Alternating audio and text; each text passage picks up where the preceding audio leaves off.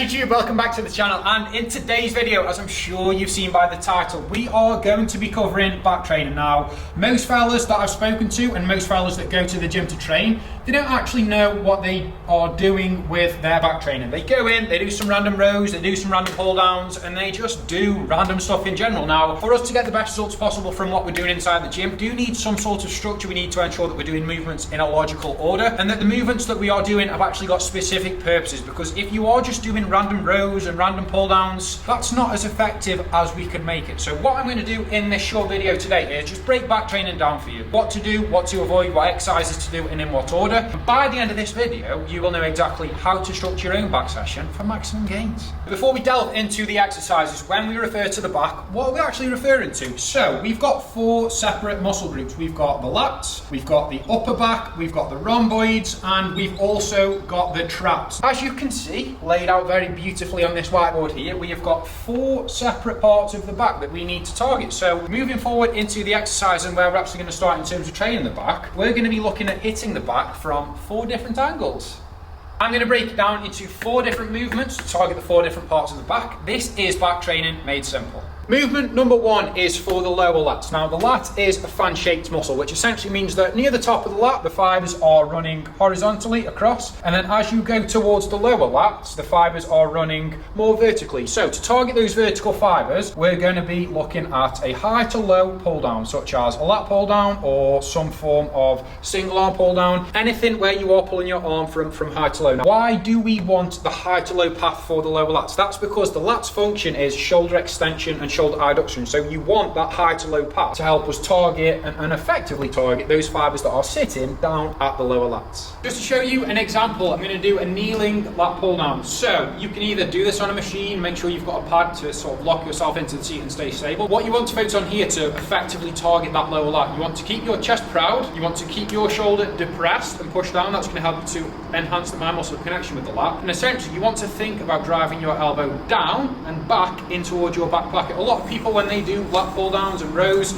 they row with their arm into their chest, and that's not what you want to do. The lats function, as I mentioned before, is shoulder extension and shoulder adduction. So keep that shoulder depressed, push down. You can lean into it a little bit if you want to, and you simply just drive your elbow down and back into your back pocket, and by doing that you're going to get a really strong contraction on your lat. You're going to keep most of the tension on the lat, and then you control the negative slowly back up to the starting position, and you can do that and you can take that all the way to failure. I've not got a lot of weight on there, I can feel that really strong contraction in my lat. That's movement number 1. Next up, for the upper lats, essentially we want a horizontal row. So a row where you are horizontal, your body is horizontal. You want to keep your elbows tucked. Now what that's going to do, that's going to place all the tension on your lat, just where we want it. The main thing here is elbow positioning. Sometimes you see people rowing with their elbows flared, that's for upper back. But to target our upper lats, we want to keep our elbow tucked in as tight as we possibly can. And then again, you want to row your elbow down and back in towards your hips. And by doing that, that's going to really target that upper lat, which is going to help us to build that mid-back thickness and that mid-back width. Similar to the high to low pull down, you want to keep the negative really slow,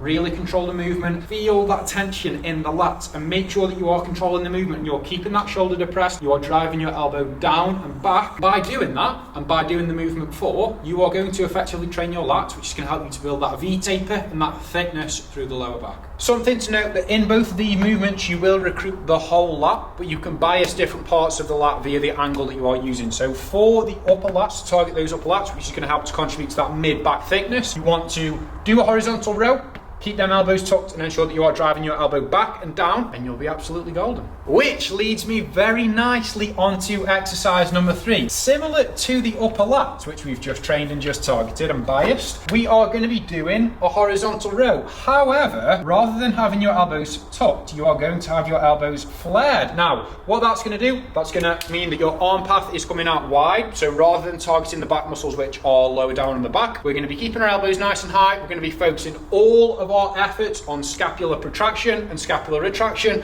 which is where our upper back muscles are located. I'm limited with equipment in here. I'm going to show you an example of an exercise, a barbell row, a meat and potatoes staple exercise for your upper back. But the 2 things that you need to note are scapular retraction and keeping them elbows nice and wide. And if you can do that with control, take that all the way to failure with intensity, you are going to build a good upper back. Last but not least, to give you that true bulldog look, we have got the traps. So for the traps, the only angle that is really left for us to sort of hit and attack the back is a low to high row. The function of the traps is scapular elevation. So again, raising the scapula up towards your neck. That's all you have to do. Grab a bar or grab some dumbbells. You can do it at a 45-degree angle. You can do it pretty much vertically, but all you need to do is grab a bar and elevate your scapula. So shrug your shoulders up towards your ears or back at around 45-degree angle. And by doing that, you are going to effectively target the traps, which is going to finish off our back training. So that is going to wrap up the video, people. So we've got back training. How do we effectively train the back? We've got 4 separate muscle groups that we need to target and bias. So movement number 1 is a high to low lat pull down, keeping your elbows tucked to target the lower lats. We've also got a horizontal row with your elbows tucked to target the upper lats. So that is the lats covered. For the upper back, you want another horizontal row, elbows flared to focus on that scapular movement. And then we've got the traps, which is any form of shrugs. These 4 movements should be included in your back day. Every single back day that you should do should have one of these movements in. And if you can do that, and if you can include those movements on a consistent basis and you apply progressive overload, you are going to build a well-rounded back that's got good amount of width, nice amount of thickness, and it's just overall well developed.